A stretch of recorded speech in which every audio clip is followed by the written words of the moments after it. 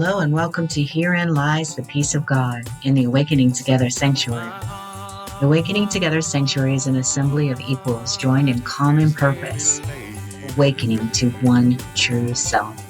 Within an appearance of many faiths, many cultures, and many symbols, we seek to discern one truth and to rest in its embrace. The host of Herein Lies the Peace of God is Reverend Jacquelyn and Eckert, the President and Minister of Awakening Together.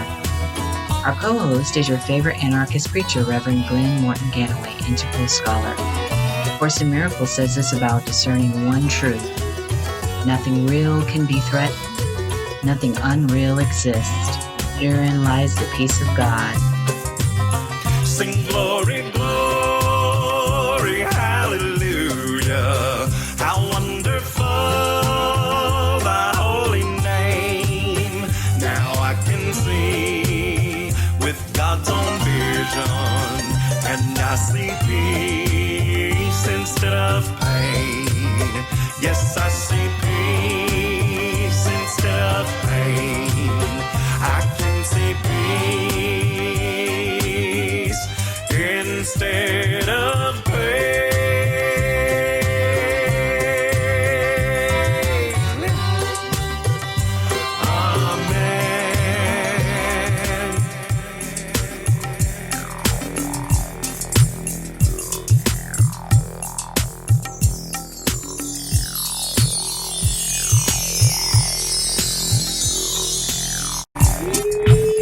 Doggies, do we have a show for you tonight?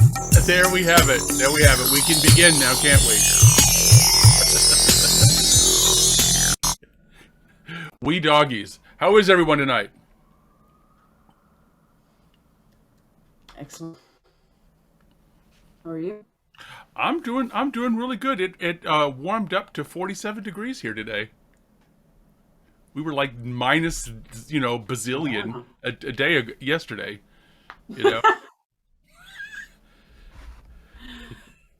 Yes. By the way, Shauna forgot to say this program is being recorded for broadcast and replay on our website, Awakening Together Radio, on YouTube. Please be aware that by speaking or typing on the board, you give consent to have your comments become part of the recording. And the only reason I could say that is because Shauna put it on the board. So anyway. So what do we do what do we do around these tables for Herein Lies the Peace of God? What do we do at Herein Lies the Peace of God?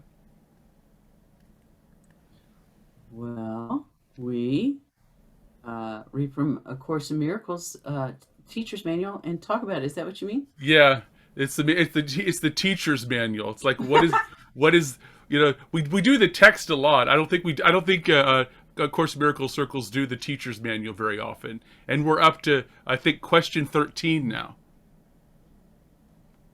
Yeah, and that is, what is the real meaning of sacrifice? Excellent. So what do you say So Glenn, do you want to read? Yeah. Let's get right in this because this is there's some really essential stuff in here, and it takes a minute to get through. And please feel free to correct me if I get a word wrong, because if you've ever watched Yolanda and I can skip over some words and like transpose things, So feel free to like jump in and say that's not what it said. Okay, so. With that said, A Course in Miracles Manual for Teachers, Chapter 13. What is the real meaning of sacrifice? And it goes like this. Although in truth the term sacrifice is altogether meaningless, it does have meaning in the world. And like all things in the world, its meaning is temporary and will ultimately fade into nothingness from which it came, when there is no more use for it. Now its real meaning is a lesson. Like all lessons, it is an illusion. For in reality, there is nothing to learn. Yet this illusion must be replaced by a corrective device, another illusion that replaces the first, so both can finally disappear. The first illusion, which must be displaced before another thought system can take hold, is that it is a sacrifice to give up the things of the world. What could this be but an illusion, since this world itself has nothing more than that? It takes great learning both to realize and to accept the fact that the world has nothing to give. What can the sacrifice of nothing mean? It cannot mean that you have less because of it. There is no sacrifice in the world's terms that does not involve the body. Think a while about what the world calls sacrifice. Power, fame, money, physical pleasure. Who's the hero in whom all these things belong? Could they mean anything except a body? Yet a body cannot evaluate. By seeking after such things, the mind associates itself with the body, obscuring its identity and losing sight of what it really is.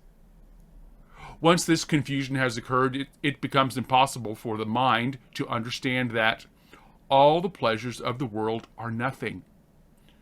But what a sacrifice, and it is a sacrifice indeed, all this entails.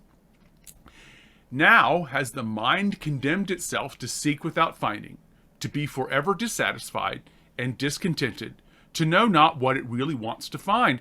Who can escape this self-condemnation? Only through God's word could this be possible. For self-condemnation is a decision about identity, and no one doubts what he believes he is. He can doubt all things, but never this. God's teachers can have no regret on giving up the pleasures of the world. Is it a sacrifice to give up pain? Does an adult resent the giving up of children's toys? Does one whose vision has already glimpsed the face of Christ look back with longing on a slaughterhouse? No one who has escaped the world and all its ills looks back on it with condemnation. Yet he must rejoice that he is free from all the sacrifice its values would demand of him. To them he sacrifices all his peace. To them he sacrifices all his freedom. And to possess them must he sacrifice his hope of heaven and the remembrance of his Father's love. Who in his sane mind chooses nothing as a substitute for everything? What's the real meaning of sacrifice? It's the cost of believing in illusions. It is the price that must be paid for the denial of truth. There is no pleasure of the world that does not demand this. For otherwise the pleasure would be seen as pain, and no one asks for pain if he recognizes it. It is the idea of sacrifice that makes him blind. He does not see what he's asking for, so he seeks it he seeks it in 1,000 ways and in 1,000 places, each time believing that it's there, and each time disappointed in the end. Seek but do not find remains the world's stern decree, and no one who pursues the world's goals can do otherwise. You may believe this course requires you to sacrifice You may believe this course requires sacrifice of all you really hold dear. In one sense, this is true, for you hold dear the things that crucify God's Son, and it is the course's aim to set him free. But do not be mistaken about what sacrifice means. It always means the giving up of what you want. And what, O teacher of God, is it that you want? You've been called by God and you have answered. Would you now sacrifice that call? Few have heard it as yet, and they can but turn to you. There is no other hope in all the world that they can trust. There is no other voice in all the world that echoes God's. If you would sacrifice the truth, they would stay in hell. If they stay, you will remain with them. Do not forget that sacrifice is total. There are no half sacrifices. You cannot give up heaven partially. You cannot be a little in hell. The Word of God has no exceptions. It is this that makes it holy and beyond the world. It is its holiness that points to God. It is its holiness that makes you safe.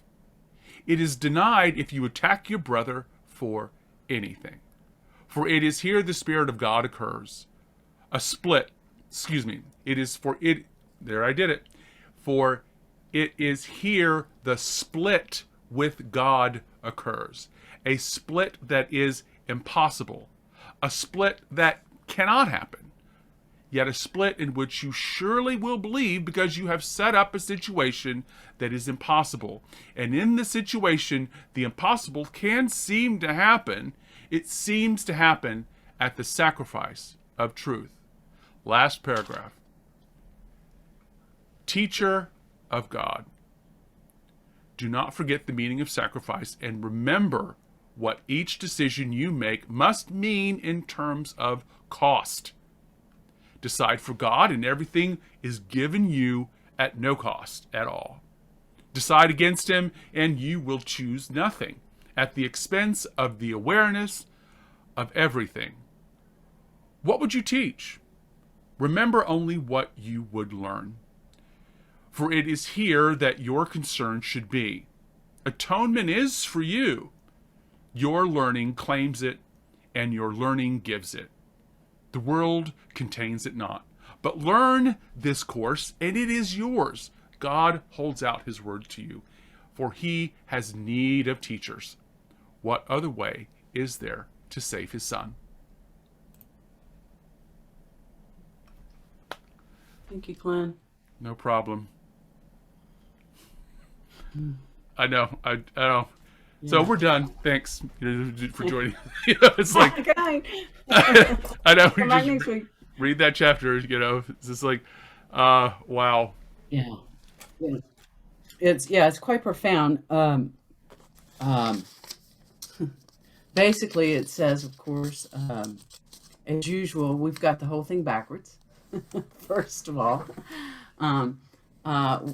and you all heard that in what was said. We think that to give up the things of the world, and name them, power, fame, money, physical pleasure, to give up those things is the sacrifice. But it says that, it tells us what real sacrifice is there in that last paragraph. You're choosing nothing at the expense of the awareness of everything. So you're willing to sacrifice everything for empty promises.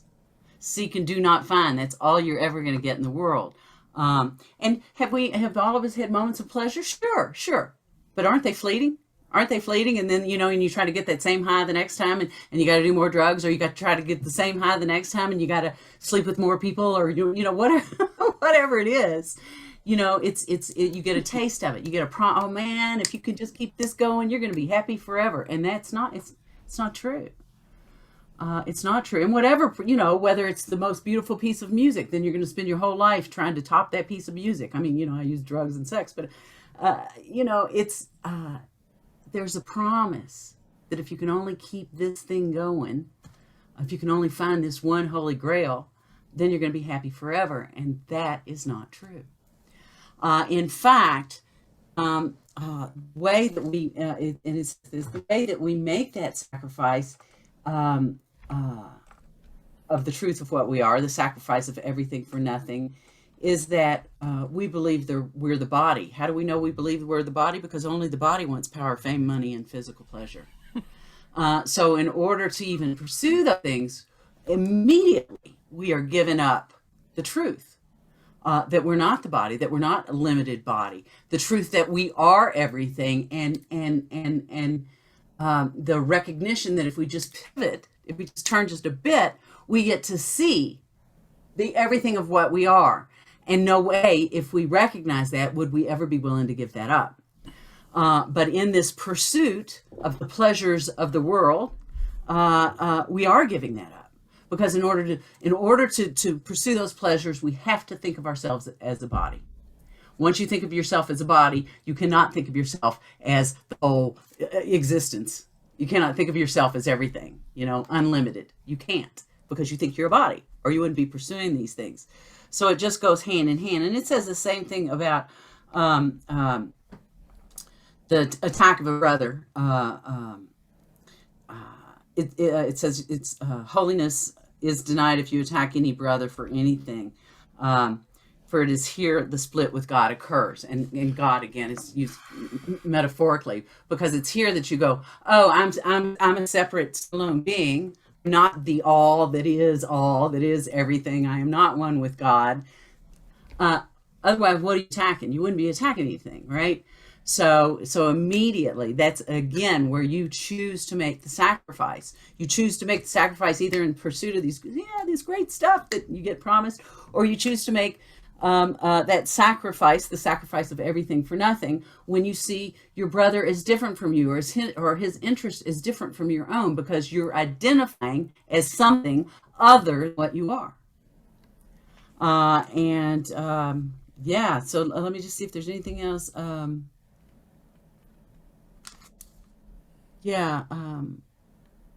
Ultimately, that's the decision. Decide for God, and everything is given you at no cost at all. Decide against him, and you choose nothing at the expense of the awareness of everything. We've got everything. We're just not, I can't be more everything than I am. So we're not giving up everything, but we're giving up the awareness of that. Mm-hmm. And that's where all our pain and all our suffering comes from. We identify as something else. That's the sacrifice. Why would you give up the sacrifice of the awareness of everything? That's what's being sacrificed. So we've just got it all backwards. Atonement is for you. Your learning claims it, and your learning gives it. So we got to teach it. So that's the whole forgiveness lesson of the course. We just need to teach it, even though it looks like limited and or even if it looks shiny and promises the whole world, right? We got to see beyond that. We got to see beyond that to what we are sacrificing, to the fact that we are sacrificing our true self-image for this image of something else. So it just calls for clear vision. I'm done.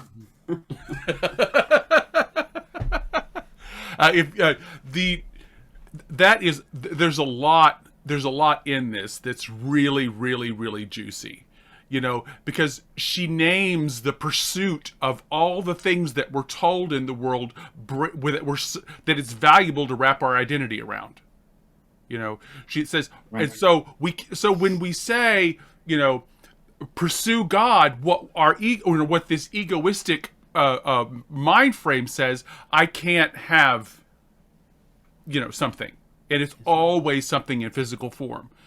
God is always in contrast to something that I can hold or feel or experience, or even be like, I can't give up my upset. That's my identity is an angry old man, so I can't like, what would happen to me if I gave up being angry all the time, or if I gave up, I'm the big scary guy in the gym with all the tribal tattoos and pushing everybody around. What would happen if I wasn't interested in having and having people look at me a certain way, or be a frightening presence in the world? What I would be, it speaks so directly to why we're doing any of this. It's almost like falling in love with, for me, I read this, it's almost on the other side of this, it's like falling in love with with the awareness of the truth.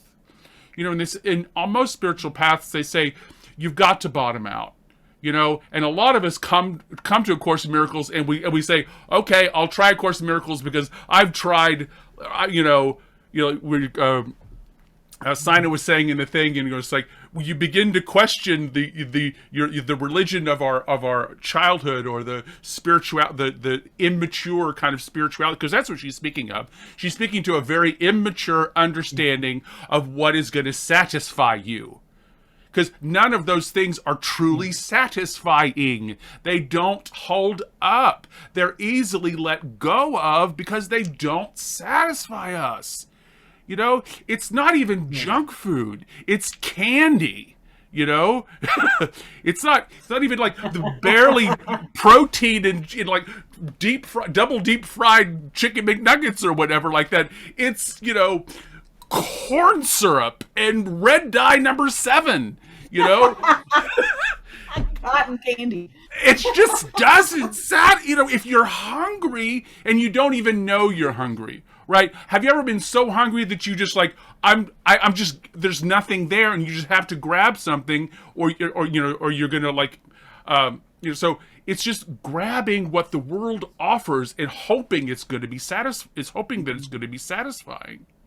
This understanding and this complete body awareness that it's missing. There's just there's something missing. She starts out the whole talk this way. She goes, "Are you willing to learn what doesn't work? 'Cause you keep doubling down on it." You know, you keep doubling down on what doesn't work. You say, "Oh, this fame is going to be working. Fame is going to work this time. I'm going to double down on fame." Or it's like, if I get skinny enough and rich enough, I'll finally get a girlfriend. You know, or if I, you know, it's like the acquisition. You know, I heard once, this one teacher once said, he goes, "You think you're living in an endless orgasm machine." You know, it's like, oh. You just got to find the right button, right? Yeah, it's like, if I could just learn how to manipulate this thing, I could be in pleasure, this escalating, you know, sense of pleasure over and over and over again. And don't get me wrong, I spent my 20s and 30s as a psychonaut. So, you know, this pursuit of that blurred line of physical, spiritual experience is something that I'm deeply familiar with. I mean, there's a, you know, for this is for you, George. The looking for love in all the wrong places. You know, you know, you could all sing that. That's the most existential thing, you know. That's like right up there with row, row, row your boat. There's nothing more true than waking up to realize that you have been pursuing your destiny, your meaning of life, your existence in the pursuit of trying to block the decay of the world. You know, trying to stop things from disintegrating and decaying, and they must fork over their, you know, essence to you. She describes, are you willing to stop consuming and begin sharing? You know, are you willing to finally let go of constructing ourselves and find out how that business has already been done. Right? We already are existence, consciousness, awareness, these things. That has already been accomplished in the creation. We're not participating in the creation. We want something different. It says, fine, I'm everything, I got everything. Let's go on a roller coaster ride. You know? That's got to be better than like feeling my feelings, right? Has to be better than that. Yeah. So, you know, this willingness to see and evaluate and use, you know, bottom out already. You know, just bottom out on trying to get, of all this. That's where she starts. It's really beautiful. So, and realizing that the world has nothing to give. Oh my God. The world has nothing to give you. That's pretty frightening to think, that you could walk around, and so you hear some teachers dip into nihilism with this, the world has nothing to give you.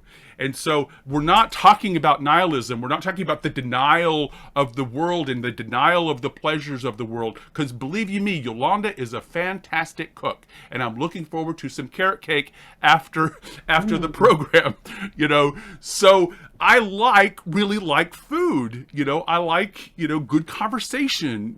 We listen to really beautiful music. Yolanda's a singer-songwriter. The pleasures are not the problem. All the pleasures I am able to absorb in a lifetime are not the problem.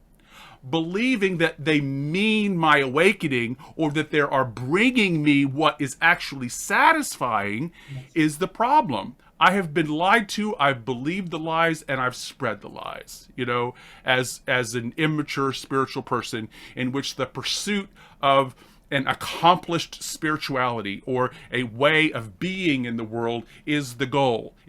So that's to be something in the world is not my goal anymore. To be the peace in the world I want, to be that peace, to be the presence of that is the goal. And she goes, do you want the awareness of everything? It sounds like a huge promise. To lose your awareness of everything? You want to sacrifice your... See, everything means everything. It doesn't mean not the world. You want to be popular? Right, sorry. I got a delay, right? Yeah, I'm going to be popular, so I'm going to give away everything so I can be popular, right? Or whatever it is. Yeah. It's a social pursuit, It's a ladder climbing.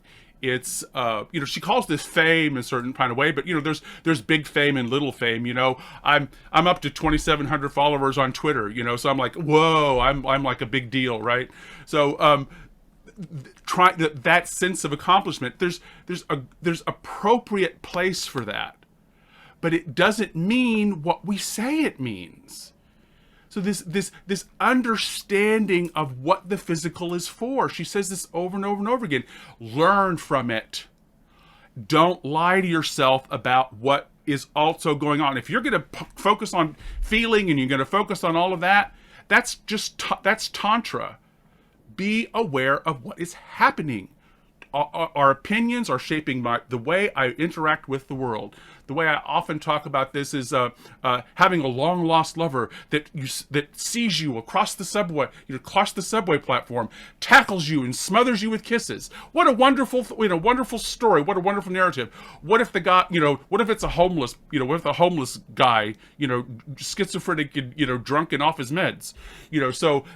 That's a completely different experience, but all the actions could be looking exactly the same way. So I'm making up pleasure in my head. I'm making up pain in my head. That realization for me was very, very, very profound. Especially with understanding the ways in which I pursue things that I say I want that are pleasurable that aren't. In Alcoholics Anonymous, they say things like, or 12-step programs, they say things like, go into the hardware store to find, to shop for oranges. We're looking for the material world and the payoff of pleasure in a way that it can't give us. It can't. So I just think this really beautiful, long passage about condemnation and identity and putting away childish toys. She's talking about develop. Be aware of what you're doing all the time. Are you pursuing pleasure or are you pursuing truth? Because you don't have to, she never says there will be no pleasure. When you awaken and you experience the world of everything, pleasure ends and you will feel nothing. Because that's the goal for a lot of people too, myself included. If I could just feel nothing, it would be better than the way I feel. So this monitor and this scale, is the monitoring of what I believe is reality and the meaning that I'm attaching to it by whether it's desirable in a physical existence is super profound to me, and it's a way of questioning whether I am pursuing, authentically, or whether I'm trying to cover up something. Because a lot of my understanding of my own pursuit of fame and fortune or pleasure or things was to cover up something. And it always was trauma.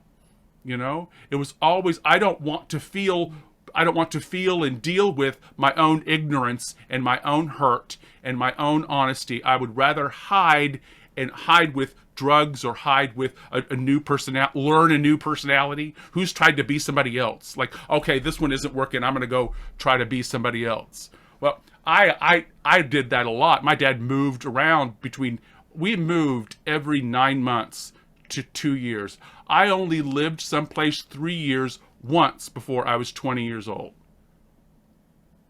before I was 20 years old, there was only one place I lived 3 years. Everywhere else, I lived 9 months or 2 years. So there was a chance for reinvention over and over and over again. There was this chance of finding out who I was in a different situation over and over and over again. So, did you experience any of that, Jacquelyn? Like thinking about how you manage the material with the material existence versus like a spiritual existence? Because she's saying you think sacrifice is a sacrifice of the body, and it isn't. It's the sacrifice of the pursuit, that the meaning and this is all going to bring. It's the satisfaction of it is missing. How did that? Well, I got to tell you, I think that this can be read on. First of all, let me just say I really, really, really loved your interpretation of what this says, and I think that this can be read. I think that's a beautiful way to read it. You read it, and a beautiful way to read it in terms of practical application to our experience of this world. I really, really, it's just outstanding. I think that there's also another way to read this, and that is, let me see if I can say it. So let me try and use a metaphor. Is that it's like, I'm looking through these glasses, and somehow I have mistaken myself for the lens in the glasses, and that's the pursuit. So I've mistaken myself for the body. So through this pursuit of all this stuff that makes the body feel good, I continue to believe that I'm this pair of glasses, and so the invitation is to take the glasses off. The invitation is to throw that out and go, I know it sounds like I'm asking you to be like the space in the room, which sounds awful, right? It sounds boring. It sounds like, what the hell is that, right? No, I'm going to go I'm going to go pursue these things that will make me happy because I'm a body. That's the one choice. And the other choice is to, sometimes we talk about it as stepping back and being the watcher. I realize that whatever happens there, whether that character, becomes president or becomes a prostitute, I don't really care. It doesn't really matter to me. It's not, that's the expression of what I am. That's the expression of this one consciousness. So it doesn't really matter whether that one pursues pleasure or pain or good stuff or bad stuff. It's just not relevant. So from that perspective, it's yes, have I been through everything that you talked about? And it was a teenager, and I'm reinventing myself, and we moved around a lot too. Yeah, So I totally get that. Okay, now I'm going to be somebody else, but I never was. I always blew it in the end. Gave away my. It's hard to maintain. It's exhausting, isn't it? The pursuit of the physical is physically exhausting. The truth of trying to do all of this. Because, go ahead. Yeah, sorry, I've got a delay in my internet, so it makes it hard to have a conversation. I'm going to think about calling in next week. But anyway, it's never satisfying. It is always seek and never find. And yet we still held out that last thread of hope. And the reason that we continue to do it is because we continue to be confused about what we are. We continue to believe that we're bodies. Because if we were able to take that step back and go, well, look at those little ants running around, right? Or look at those little bodies. Or take the step back and see that I'm not the lenses, right? Take off the glasses. That's again. That's what's being. That's the invitation, and. Consciousness gets wrapped up in what it gives its attention to. So if I give my attention to these bodily pursuits, I'm going to get wrapped up in that, and that I'm going to think that that's what I am. If I give my attention to that I'm not, and I'm just kind of back here, hands off, looking, then I'm going to go, one day I'm going to go, holy crap. look what I am, feel what I am, be what I am. And that blows all of that other crap out of the water, all of it. Whether, if I'm president and have, $3 trillion and get to fly to the moon, and all that gets blown out of the water by the truth of what we are. And we only do that by continuing to step away from believe you're a body, by stepping away from that and stepping into the truth of what we are. And then it's like, it's just beyond words. It's beyond what can be communicated. Yeah. It is everything. She's very good about that. She goes, your decisions have costs. Yeah. The pursuit of this has a physical cost to you. That's it. That's exactly.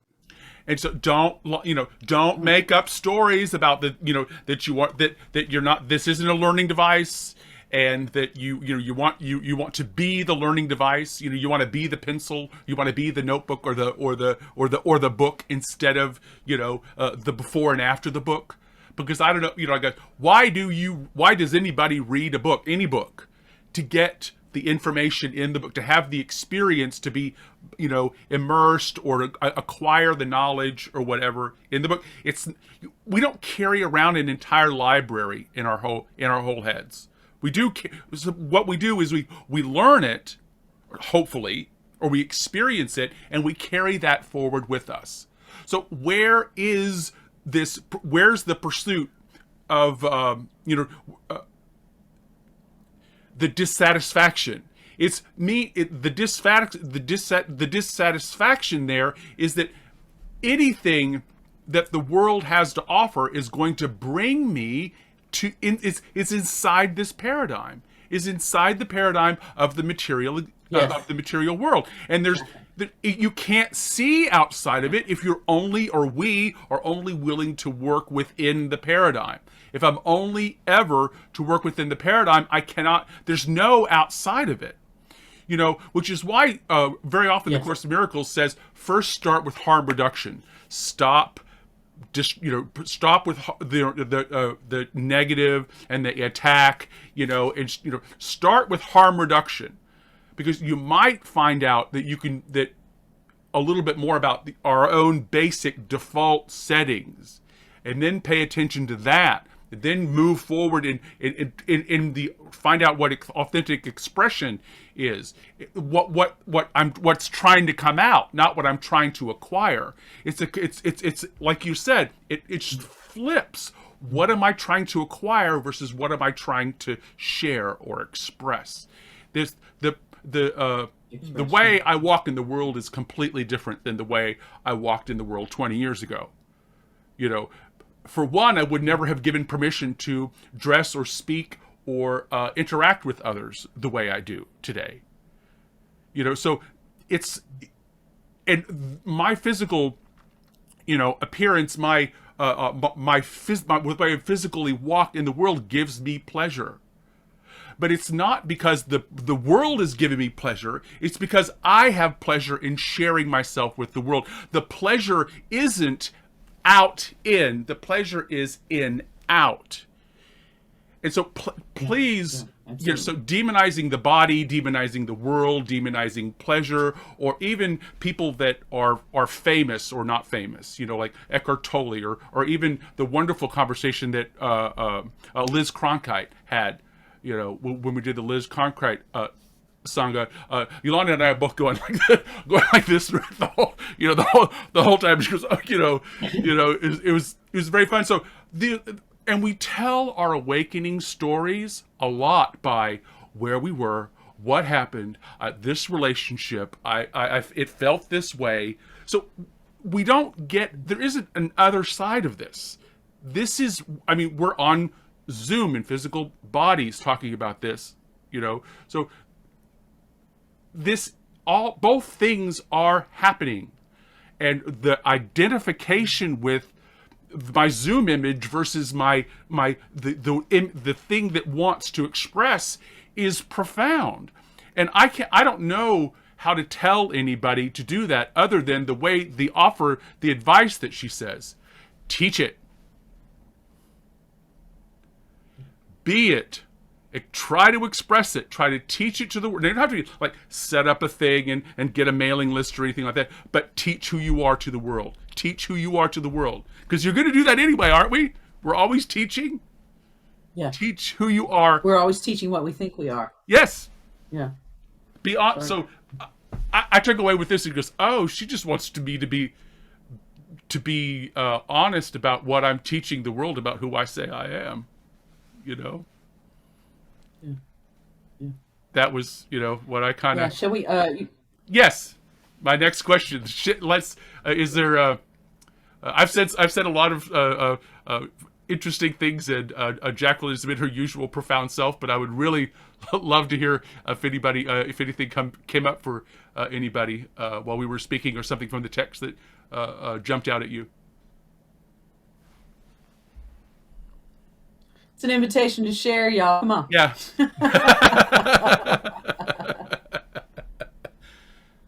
I think there's a Yolanda. Yeah. Okay, yeah. Wow, this is so interesting to me. I don't know, it's landing differently. Like, there were a few things that both of you said. One thing I just wrote in the chat was something Glenn said: I have pleasure in sharing myself with the world. And then he said, the thing that wants to express. Now, that's an interesting way of putting it. The thing, I put capital T. Now, that's interesting, right? Because in our thoughts about God, we hardly ever use that word. And I think that's, I don't know. What do y'all think about that? That which wants to express through me is pleasurable, instead of the pleasure of seeking worldly things. Does that make sense? The juxtaposition of those two concepts. I've never thought of it that way. Because yes, I do love pleasure. However, that has really shifted for me, like how I experience pleasure. Do you see what I mean? I'd love to hear some comments on that. Like how do you experience pleasure, or what the difference is between that which experiences the world through me, causing a pleasurable thing, versus the traditional way of experiencing pleasure. You know what I mean? I'm still, that's... Let me ask you a question, Yolanda, if you'll allow me. What would happen to your life and sense of identity if you got the Netflix series that you've applied for? You got a lucrative, like, ongoing cast in a Netflix series. What would happen to your experience of the world and your experience of yourself? Well, that's why I'm talking about it, because right now I'm auditioning so much, and it's different than when I was seeking these things before. I'm auditioning because it gives me pleasure to do so. And so I'm thinking, with the work I do, as I get cast in things, which I have been this week, which is a voiceover kind of thing. But anyway, as I get cast in something, the pleasure is about sharing rather than achieving something. I'm still working it out or something. It's becoming clearer, because this has been a sticky point for me. I think it's a sticky point for everybody. Who went to school for something that they weren't interested in? Who got degrees? It's also just as possible, Yeah. I did. I have a BS in healthcare management, So the belief in the world that's going to bring you something that you want is something that we have all pursued and we all know and love. What world would we set up if it was different? What was, and because that's that's the people we're encountering. I've talked a lot, so.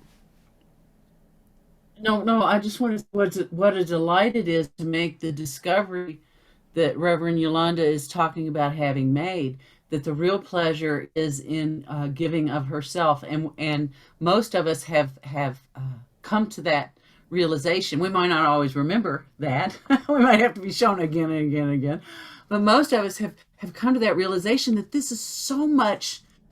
It's like comparing apples and oranges. You know, when you're pursuing pleasure, when you're grasping after it, it's one thing. But when you're giving of yourself and taking pleasure from that, it's of a different order entirely, and it's true. It's real pleasure, that extension of ourselves in whatever way we do it. Mm-hmm.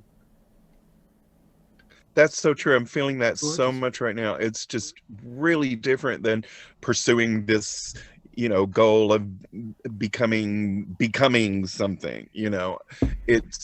It's just really super different, and I don't think I'm not familiar with this. I'm just now getting used to this way of letting it happen. Of letting it happen. I love how you said that. Yeah, it's a perfect description of letting it happen. Just letting it happen. Oh, it's gorgeous. Thank you. Who else?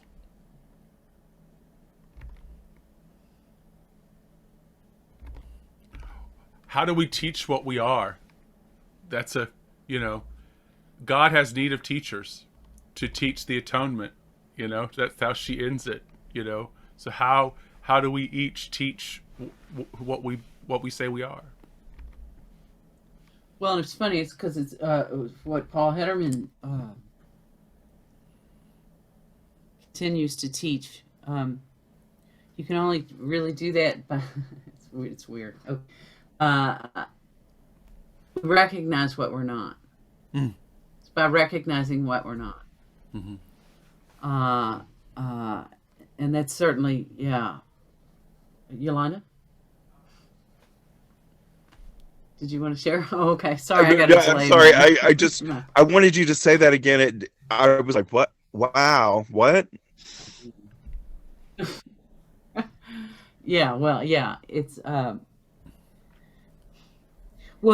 frankly, A Course in Miracles says it. It says, I can't teach you what love is because that's beyond what can be taught. I can only teach you what the blocks are to the awareness of love's presence, because love is always there. So I can teach you what love is not. That's real easy. It's all this crap y'all doing, right? That's real easy. So I think it's the same thing here. We don't, the Course calls it forgiveness. Course in Miracles calls it forgiveness. It's like, even though it looks like this thing is happening, really, it's my recognition that that's not really what's happening. It looks like there's 8 billion of us. It's recognition that that's not true. So it's in some place in here in A Course in Miracles, it talks about the denial of truth. Mm-hmm. Chapter 2. So it's looking right at that thing and going, that's not what I am. I mean, that's what I thought I was. That's where my pursuits lay for a while. Then I got a clue, right? Mm-hmm. Mm-hmm. Mm-hmm. So when you see what you are not, you are automatically then teaching what you are, do you think? Exactly. Absolutely. 100%. Yes. Mm-hmm. Yeah, but there are skills as well, because I think we're talking about layers, right? We're talking about programming. We're talking about, authentic expression. We're talking about, a sense of at ease with ourselves.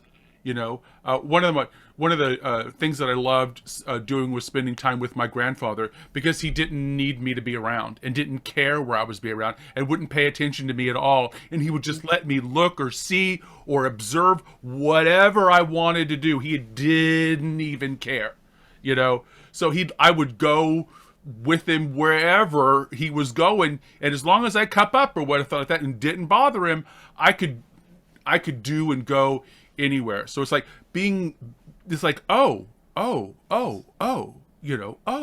like not trying to enforce not trying to make sure that, you know, I'm gripping onto something or manipulating something, you know, because that's a lot, you know, that's a lot of what was a lot of my trauma. People are trying so desperately wanting to be different than what I was, so desperately wanting to be,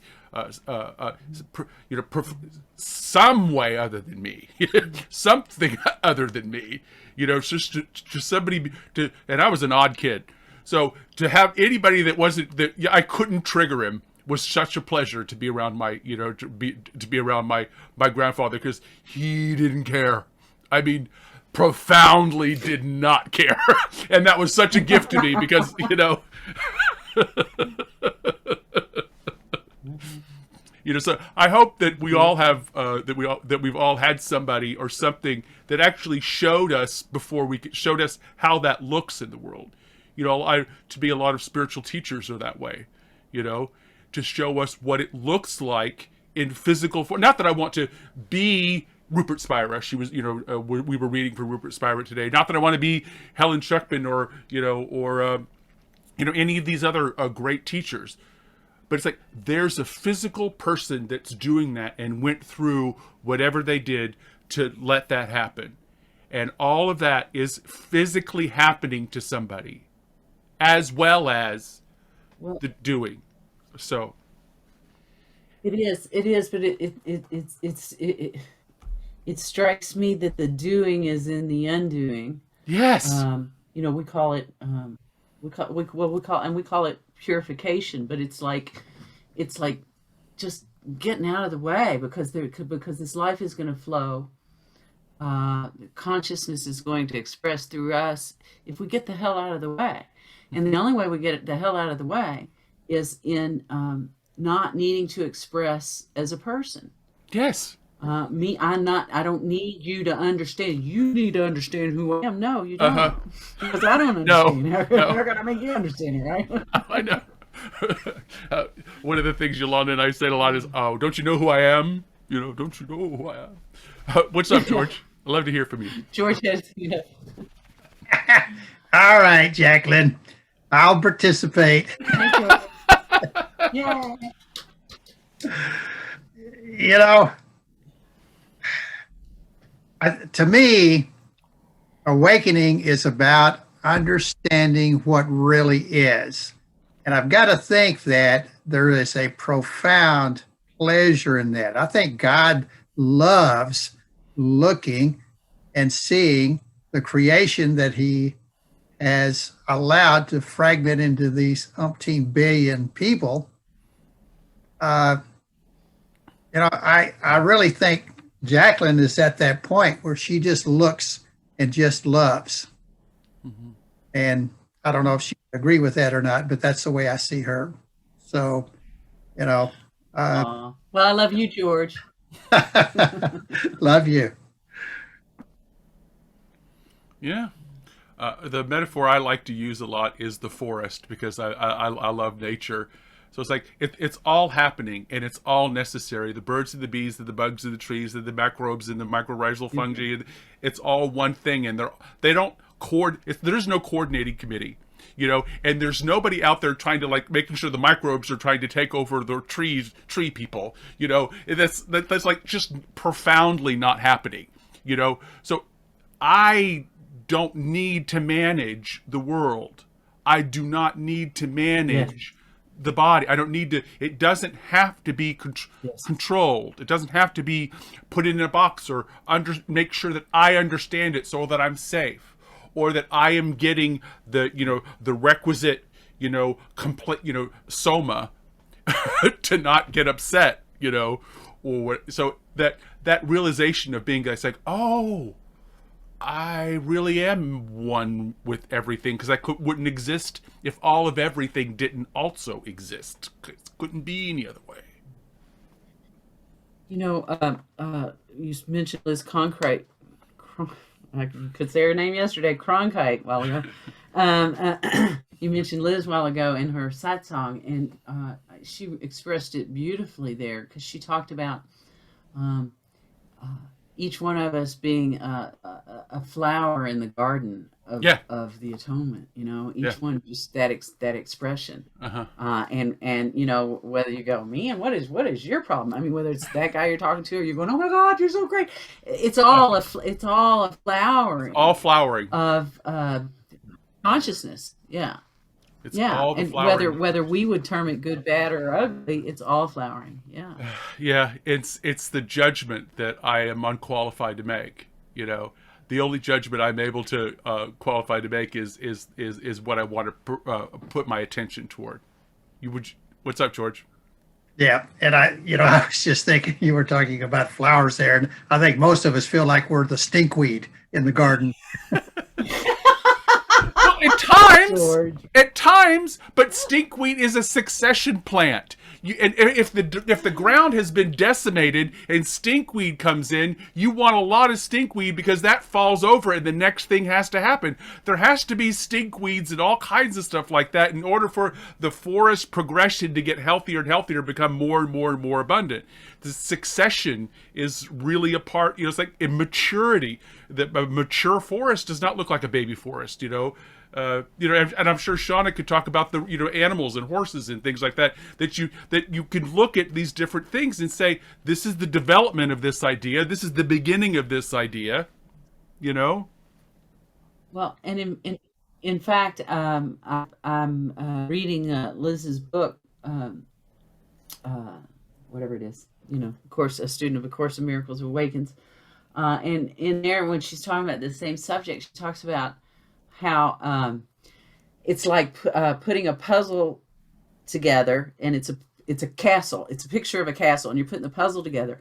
But it also takes the blue sky behind the castle to make that picture. Yes. It's not just right. You don't have to be the castle. You can also be the blue sky. You can be the grass coming up under the right. It's all of it is part of that picture, and that's what we are. Is just the perfect unfoldment. Whether the human would say this is perfect or not, because the human will never say this is perfect. Human will always say something needs to be absolutely different. Right? Oh, I know. Yeah, because I'm not getting enough fame and pleasure. It's just it's like yeah. I don't need none of that everything stuff.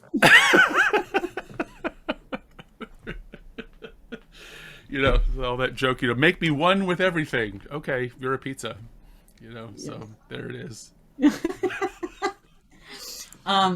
This has been delightful. I think we have just enough time for our outro. What do you think? I think that is definitely the case. What do you say? I see if I'm able to manage it this time in a way that isn't so disruptive. So let's see if we can do this. It's perfect. Either way, it's perfect. You've been listening to Herein Lies the Peace of God with Reverend Jacquelyn Eckert and Reverend Glen Ganaway. To find out more about Jacquelyn and to donate to Awakening Together Sanctuary, go to www.awakening-together.org. To find out more about Glen and to donate to the Mighty Companions Ministries, go to www.glenganaway.com. That's GLENGANAWAY.com. I can see peace instead of pain.